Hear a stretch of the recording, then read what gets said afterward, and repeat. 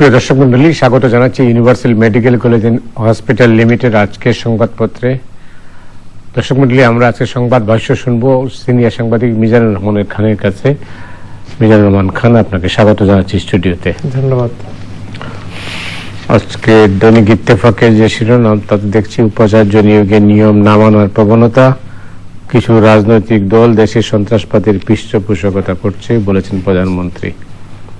বাংলাদেশ প্রতিদিন প্রধানমন্ত্রী অনুমতি দিলে পদত্যাগ করবো এরশাদ, আর সুইস ব্যাংকে টাকা নিয়ে অন্ধকারে সরকার। মানবজমিন ধর্ষণের মহামারী, প্রাণঘাতী হয়ে উঠতে পারে বাংলাদেশের আবহাওয়া। আমাদের সময় অব্যবস্থাপনার দায় কার, বিকল্প জোট চূড়ান্ত, জাপার সায়। সকালের খবর, শিশুর প্রতি পাশবিকতায় উদ্বেগ বাড়ছে, ইসিকে শক্তিশালী করার পর্যবেক্ষণ যথার্থ। যায় দিন সময় মতো ফল বেরোয় না কোনো বিশ্ববিদ্যালয়ে, 3 ঘন্টায় 121 মিলিমিটার বৃষ্টি। ইনকিলাব, খানাখন্দে ঢাকা, নির্বাচন আগে পাল্টে যেতে পারে রাজনীতির দৃশ্যপট। ভোরের কাগজ, ভোটের আগে জোটের মহড়া, অনিশ্চয়তায় ম্যাপ কেটেছে, ঢাকায় আসছে অস্ট্রেলিয়া। দিনকাল, আনিস খোকনের সিঙ্গাপুর, ষোড়শ সংশোধনী রায়ের পর সরকার ক্ষমতায় থাকতে পারে না। সংগ্রাম, পানি জট ও যানজটে নাস্তানবোধ নগরবাসী, বিচারকদের শৃঙ্খলা বিধির বৈঠকে অসুস্থ আইনমন্ত্রী যাননি।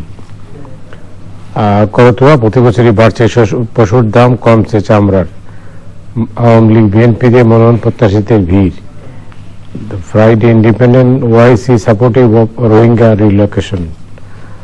New nation to put on remand running truck rape. Dhaka Tribune, Turkish nationals in Bangladesh living in fear. Mizan, আমি লক্ষ্য করছি, আমি দেখছি দৈনিক প্রথম আলোতে আপনি যে কাগজটাতে কাজ করেন, সেখানে আপনি ধারাবাহিকভাবে লিখছেন ষোড়শ সংশোধনীর বাতিলের রায়ের নানা দিক নিয়ে। তো সেটা আপনাকে যদি আমরা জিজ্ঞেস করি যে আপনি কিভাবে দেখেছেন, লম্বা প্রায় 700 আর 800 পৃষ্ঠার রায়, সেই রায় থেকে মানে আমরা কি পেলাম? ধন্যবাদ আপনাকে। প্রথম হচ্ছে যে এটা আমাদের বিচার বিভাগীয় ইতিহাসে খুব বড় ধরনের তাৎপর্যপূর্ণ একটি রায়। সেটার অনেকগুলো দিক রয়েছে। তো প্রথমত আমি যেটা উল্লেখ করতে চাই সেটা হচ্ছে যে বিচারক নিয়োগ নিয়ে বা বিচারক অপসারণ নিয়ে যে আলোচনার কেন্দ্রবিন্দুতে যেটা এসছে, সেখানে আর কতগুলো বিষয় যদি আসতো, মানে এখন কিছুটা নিয়োগের বিষয়টাও আসছে, কিন্তু এখন আপনি দেখেন এই একটি অপসারণ পদ্ধতির সঙ্গে কিন্তু শুধু বিচারকরা জড়িত নন, মানে সমস্ত সাংবিধানিক পদধারীরা এই প্রক্রিয়ার সঙ্গে কিন্তু জড়িত। সুতরাং বিতর্ক একটি নয়, এবং আপনি দেখেন যে অন্য সব প্রতিষ্ঠানগুলোকে আর অংশীজন হিসেবেও কিন্তু আমরা দৃশ্যপটে দেখতে পাচ্ছি না। তারা না তাদের কোনো পার্টিসিপেশন রয়েছে, না তাদের কোনো আলোচনা বা উদ্বেগের জায়গা রয়েছে। নির্বাচন কমিশনের ডায়ালগ হচ্ছে, কিন্তু তার রিমুভাল প্রসিডিওর নিয়েও কিন্তু কোনো আলোচনা নেই। ইভেন নির্বাচন কমিশনও আগ্রহী নয় এই প্রক্রিয়ায় কারো কোনো মতামত শোনার। তো সমস্ত জায়গাটা রয়ে গিয়েছে যে আচ্ছা, ওই যুদ্ধটা যেখানে হচ্ছে সেইটা আগে সেটেল হোক। কিন্তু যদি আমরা এটা ভাবি যে সুপ্রিম কোর্টের রায় নিশ্চয়ই একটা অগ্রগতি, কিন্তু আমরা যদি দেখি যে এই বিষয়ক বিতর্কের বা এই বিষয়ক এটা কোনো একটা বড় ধরনের অগ্রগতি কিনা, সেই ক্ষেত্রে কিন্তু একটা উদ্বেগের জায়গা আছে। সেটা হচ্ছে যে সুপ্রিম জুডিশিয়াল কাউন্সিল এমন একটি ব্যবস্থা যেখানে ওই কাউন্সিল তদন্তে স্বাধীন। এর বিউটিটা হচ্ছে ওখানে, বা সিগনিফিকেন্সটা হচ্ছে ওখানে যে তারা কিন্তু তদন্ত শুরু করতে স্বাধীন নন। আচ্ছা, যদি ধরুন যেটা এখন যদি আমরা ধরে নেই যে সুপ্রিম জুডিশিয়াল কাউন্সিলই রেস্টোর হয়েছে এবং আমাদের সংবিধান অনুযায়ী সেটাই আমাদের মানতে হবে, যে এটার মত থাকতে পারে এই রায় নিয়ে, কিন্তু কথাটা হচ্ছে যে এই মুহূর্তে ল অফ দ্য ল্যান্ড হচ্ছে সুপ্রিম জুডিশিয়াল কাউন্সিল দ্বারাই কিন্তু আমরা পরিচালিত একটি রাষ্ট্র ব্যবস্থা।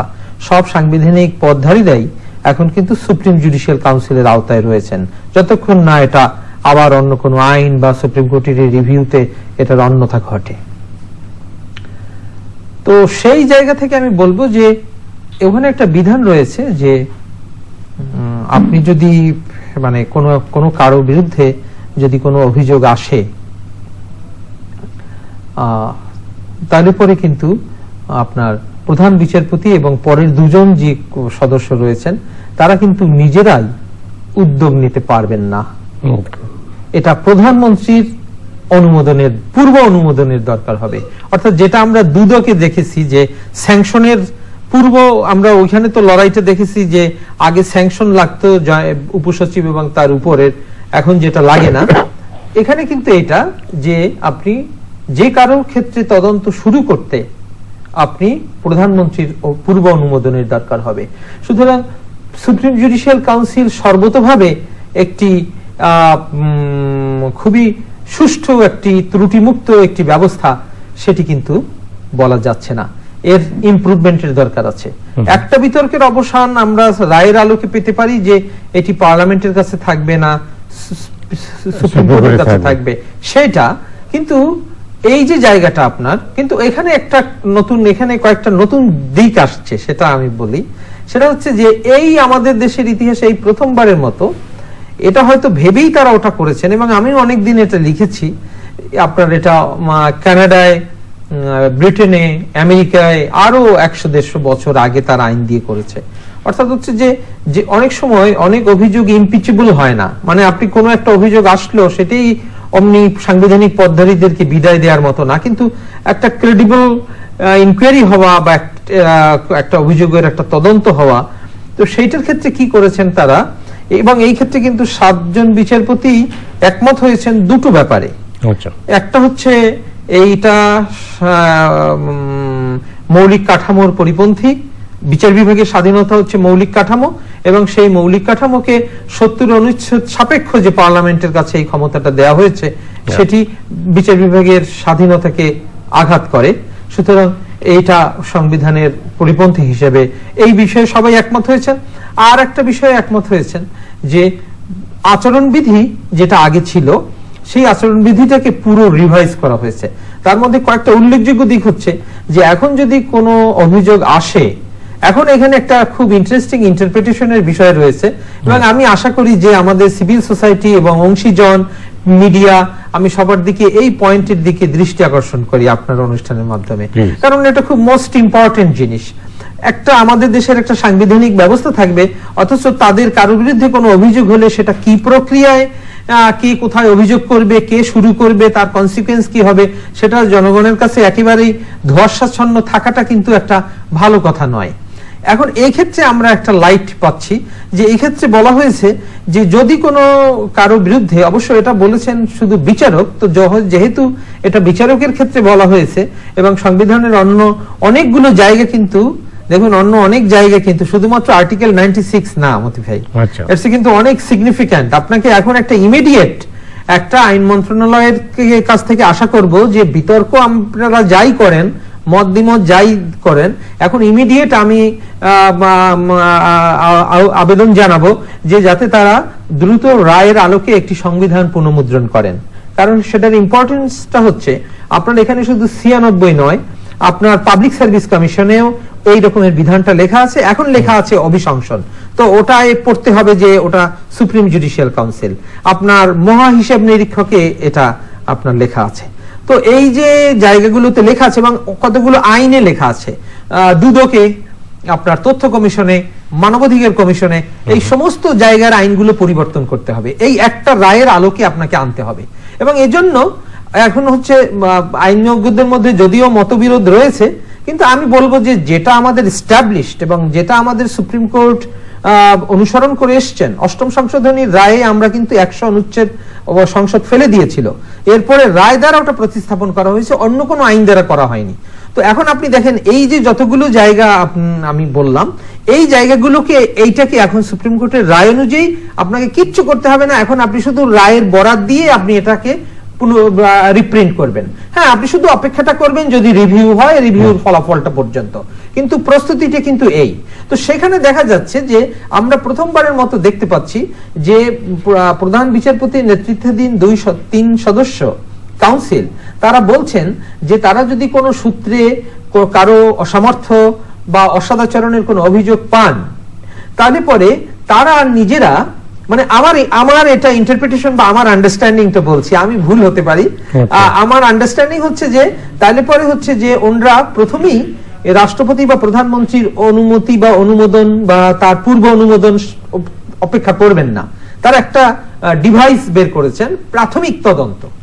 সেই প্রাথমিক তদন্তে যদি তারা দেখেন এবং সেই সময়ে এবং এই শর্ত আছে, যখন যেমন ধরুন একজন নির্বাচন কমিশনার সম্পর্কে বা একজন পাবলিক সার্ভিস কমিশনের সদস্য বা চেয়ারম্যান সম্পর্কে বা এই ধরনের পদ যেগুলো বললাম, এদের কারো বিরুদ্ধে এখন কোন একটা অভিযোগ এলে সেটা প্রধান বিচারপতি এবং অন্য যে দুজন রয়েছেন তাদের কাছে আমাদের জনগণ কিন্তু এখন তারা এটা দিতে পারবেন। দিলে পরে তারা কিন্তু এটা প্রাথমিকভাবে এটা তারা কিন্তু তদন্ত করবেন প্রাথমিকভাবে, এবং এই তদন্ত চলাকালীন সময়ে তিনি যদি যার বিরুদ্ধে তদন্ত হবে, ধরুন একজন পাবলিক সার্ভিস কমিশনের সদস্য বা চেয়ারম্যানের বিরুদ্ধে তদন্ত হলো, উনি যদি বলেন যে না ঠিক আছে আমার বিরুদ্ধে যে তদন্ত হচ্ছে আপনি এটা প্রকাশ করতে পারেন, যদি উনি সেটা না বলেন তাহলে পরে এন্টায়ার প্রসিডিংস এর গোপনীয়তা রক্ষা করবে কাউন্সিল, সুপ্রিম জুডিশিয়াল কাউন্সিল। যদি তারা প্রাইমা ফেসি দেখে যে এই অভিযোগটা তদন্তযোগ্য, ক্রেডিবল, তাইলে পরে কিন্তু তারা ওই যে সুপ্রিম জুডিশিয়াল কাউন্সিলকে অ্যাক্ট করার জন্য তারা এটি রাষ্ট্রপতির কাছে পাঠাবেন অনুমোদনের জন্য। এই কিন্তু সংবিধানের যে ৯৬ অনুচ্ছেদ, তার মানে এখন আমি এই রায় দ্বারা দুটো জিনিস দেখতে পাচ্ছি। একটা হচ্ছে ৯৬ অনুচ্ছেদ, সেটা নিয়ে তর্ক রয়েছে, কিন্তু যে জিনিসটা নিয়ে তর্ক নেই সেই জিনিসটা হচ্ছে যে এই যে প্রধান বিচারপতির নেতৃত্বে যে একটা ইন হাউস মেকানিজম তৈরি করা হয়েছে এবং সেখানে আর দুটো ডেভেলপমেন্ট ঘটেছে আমাদের ইতিহাসে, সেটা অত্যন্ত আমি মনে করি যে বিচার বিভাগের জন্য খুবই গুরুত্বপূর্ণ এবং আমাদের লিটিগেন্ট পাবলিক যারা অনেকদিন পর্যন্ত এটার জন্য অপেক্ষা করেছিলেন, সেটা হচ্ছে যে আপনি এখন কোন রায় ঘোষণা হয়ে যাওয়ার পরে আমাদের বিচার প্রার্থীরা এখন সর্বোচ্চ ৬ মাসের মধ্যে তিনি তার সার্টিফাইড কপি আশা করবেন। কারণ এই আচরণ বিধিতে ৭ জন বিচারপতি, ওই যে বললাম যে দুটো বিষয়, একটা হচ্ছে এটাকে অসাংবিধানিক বলে বাতিল করে দেয়া এই ১৬তম সংশোধনীকে, আরেকটা হচ্ছে এই আচরণ বিধি, এই যে আপনাকে প্রক্রিয়াগুলো বললাম এই বিষয়ে এই ৭ জনেরই দ্ব্যর্থহীন সম্মতি, মানে অর্ডার পার্টে এই দুটো কিন্তু রয়েছে। আর এটা গেল একটা দিক। সুতরাং এখন কিন্তু আমাদের এই যে ডেভেলপমেন্টটা হলো, এটা যাতে মানুষের মধ্যে বেশি জানা হয়, মানে অর্থাৎ এটা যে একটা যে নতুন একটা ডিভাইস বা নতুন যে একটা মেকানিজম আমরা কনস্টিটিউশনাল মেকানিজম পেয়েছি কনস্টিটিউশনাল পদধারীদের অ্যাকাউন্টেবিলিটির জন্য, সেইটা কিন্তু মানুষের মধ্যে ব্যাপক ভিত্তিক আলাপ আলোচনা হওয়া দরকার।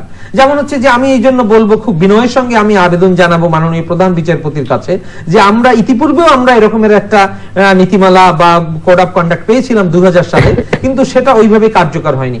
এখন ওনার এখনো পর্যন্ত যেতে ফেব্রুয়ারি পর্যন্ত সময় রয়েছে। এখন এবারে একটা নতুন জিনিস এন্ডোর্স করা হয়েছে, আমি মনে করি এর হিউজ ইম্প্যাক্ট, এবং ওনারা যদি এটা চালু করেন, এটা যদি আমি বলবো যে এটা একটা মানে একটা বিরাট মাপের যুগান্তকারী একটা পদক্ষেপ হবে যদি বিচার বিভাগ এটা করে দেখান। তারা সেটা হচ্ছে যে তারা বলছেন যে সুপ্রিম কোর্টের বিচারকরা তাদের সম্পদের বিবরণী প্রকাশ করবেন, সেটা প্রধান বিচারপতি যখন চাইবেন। তো এখন এই যে রায়টা তো আমরা সবে পেয়েছি, তো এখন এটা যদি হয় আমাদের এই যে ১০০ জনের মতো সুপ্রিম কোর্টের মাননীয় বিচারকরা রয়েছেন, তাদের সবার সম্পদের বিবরণী যদি আমরা ওয়েবসাইটে পেয়ে যাই, তাহলে কিন্তু এটা ট্রান্সপারেন্সির জায়গা থেকে, অ্যাকাউন্টেবিলিটির জায়গা থেকে, এবং বিচার বিভাগ যে শুধুমাত্র তারা যে এই যে তোমার পতাকা যারে দাও তারে বহিবারে দাও শকতি, সেই জায়গা থেকেও কিন্তু আমরা একটা বিরাট একটা উন্নয়ন লক্ষ্য করব। এই রায়ের পরে মানে স্বাভাবিক সঙ্গত কারণে অনেকগুলো জিনিসের ব্যাপারে বিষয়ে তারা আলোকপাত করেছেন, বিশেষ করে নির্বাচন, গণতন্ত্র, রাজনৈতিক ব্যবস্থা, এইসব এই দিকগুলো আপনি কিভাবে দেখছেন? দেখেন, নির্বাচনে একটা খুব ইন্টারেস্টিং বিষয় রয়েছে। আমি গত নির্বাচনের আগে যখন জাস্টিস এবিএম খায়রুল হক সাহেবের সেই রায় যে ২ টার্ম দেওয়া হয়েছিল, সেটা কিন্তু এবারের রায়ে আমি খুব আগ্রহের সঙ্গে লক্ষ্য করলাম। এটা কিন্তু প্রধান বিচারপতির পর্যবেক্ষণের মধ্যে নির্বাচনের সঙ্গে জুডিশিয়াল ইন্ডিপেন্ডেন্স এবং এটার কি সম্পর্ক এটা উনি দেখিয়েছেন। সেটা দেখাতে গিয়ে বলেছেন যে আমাদের আইন বলছে যে কোন নির্বাচনকে আপনি একটা ইলেকশন পিটিশন ছাড়া আপনি তাকে প্রশ্নবিদ্ধ করতে পারেন না।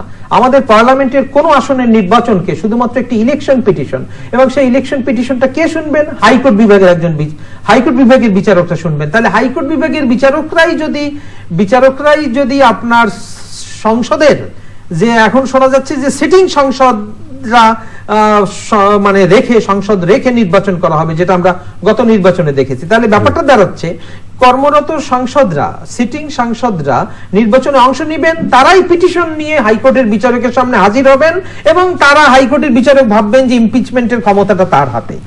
এই অবস্থাটা উনি দেখিয়েছেন যে এইখানে কি কন্ট্রাডিকশন। তবে সেটা উল্লেখ করতে গিয়ে খুব পরিষ্কার টার্মস একটা কথা বলা হয়েছে, যেটা আমি আগেও লিখেছি, যে আমাদের পার্লামেন্ট যদি চায় তাহলে সংবিধান বাধা নয়, বিলুপ্ত হওয়া ত্রয়োদশ সংশোধনীর অধীনে আমাদের আগামী নির্বাচনটা হতে পারে। চাইলে আর কি না, চাইলে, কারণ না কোনো সুপ্রিম কোর্টের রায় বাধা দিবে না, কারণ রায় ইঙ্গিতটা তাই। এবং মাননীয় প্রধান বিচারপতির রায় কিন্তু এই কথাটা আছে, যে আপনি যদি, এখানে বলা হয়েছে যে দুটো সংসদের নির্বাচন বিলুপ্ত হওয়া ত্রয়োদশ সংশোধনীর অধীনে করার নির্দেশনা হতে পারে, সুপ্রিম কোর্ট সেই সিদ্ধান্ত দিয়েছিলেন। এবং সেটা দিয়েছিলেন এই কারণে যে যাতে ইমিডিয়েট পাস্ট চিফ অ্যাডভাইজার নিয়োগে যাতে প্রধান বিচারপতি বা বিচারকদের নিয়োগ প্রক্রিয়ায় এই বিবেচনা বোধ কাজ না করে যে তারা এর মধ্যে হবে। তো শুধু শর্ত এটাই যে আপনি কোনো ইমিডিয়েট চিফ জাস্টিসকে নিতে পারবেন না, কোনো অবসরপ্রাপ্ত আপিল বিভাগের বিচারককে নিতে পারবেন না। তো আমার মনে হয় যে এই যে ডেভেলপমেন্টটা হয়েছে, 116 অনুচ্ছেদ সম্পর্কে বলা হয়েছে যে এইখানেও কিন্তু 7 জন বিচারকই একমত হয়ে, মানে 6 জনের রায় লিখেছেন, এই 6 জন কিন্তু আলাদা আলাদা ভাবে আরেকটা জায়গায় খুব সলিড একটা অবস্থান নিয়েছেন।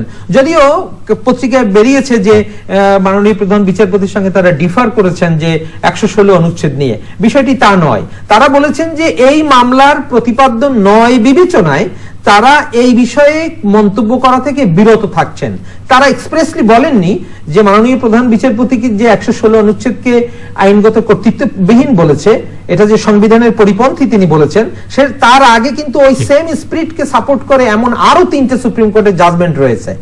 সুতরাং আমরা একটা কনস্টিটিউশনাল ডেভেলপমেন্টও পেয়েছি। অনেক ধন্যবাদ আপনাকে। দর্শক মণ্ডলী, আজ এ পর্যন্তই। আপনারা সবাই ভালো থাকুন। শুভরাত্রি।